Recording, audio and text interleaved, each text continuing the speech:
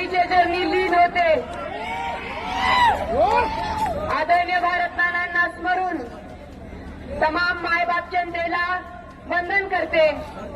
खऱ्या अर्थानं मी पहिल्याच दिवशी सांगितलं होतं की हा विजय कुठं एकट्या प्रणिता बालकेचा नाही तर तमाम पंढरपूरकरांचा आहे.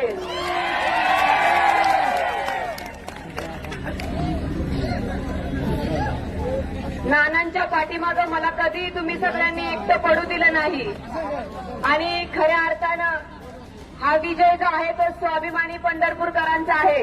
त्याचबरोबर माझ्या खांद्याला खांदा लावून लढलेल्या माझ्या प्रत्येक कार्यकर्त्याचा आहे.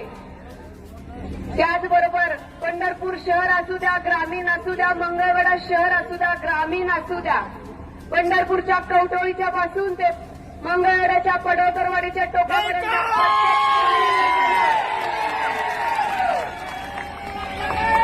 माझ्यासाठी इथं लढा उभारलेला आहे आणि हा जो विजय आहे तो मी सर्व पंढरपूरकर आणि तसंच माझ्यासोबत काम करणाऱ्या तमाम माझ्या कार्यकर्त्यांना समर्पित करते.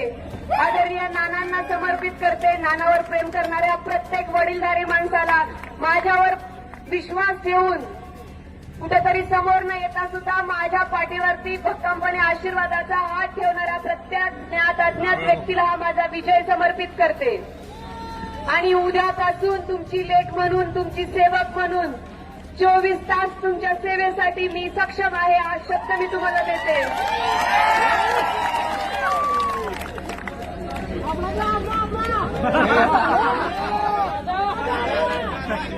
भालके कुटुंबावर तुम्ही जे आम्हाला प्रेमाने आशीर्वाद दिले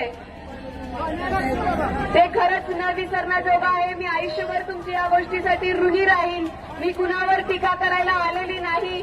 मी अर्ज भरल्याच्या दिवशी पण मी सांगितलं होतं की जे माझ्यासोबत निवडून येतील ते पण माझेच आहेत आणि जे समोरून निवडून येतील त्यांच्या सोबत राहून पंढरपूरच्या विकासासाठी, तुमच्या सर्वांच्या सेवेसाठी आम्ही तीर्थक्षेत्र विकास आघाडीचे सर्व पदाधिकारी तसेच उमेदवार तुमच्या सेवेसाठी सदैव तत्पर राहू हा शब्द मी तुम्हाला देते. आणि परत एकदा तुमची लेख म्हणून तुमच्या पदराखाली मला घेतल्याबद्दल मी तुमचे आभार व्यक्त करते. आणि परत एकदा हा विजय आपल्या सर्वांचा आहे तर तुम्हा सगळ्यांना देखील मी या विजयाच्या शुभेच्छा देते आणि थांबते. धन्यवाद.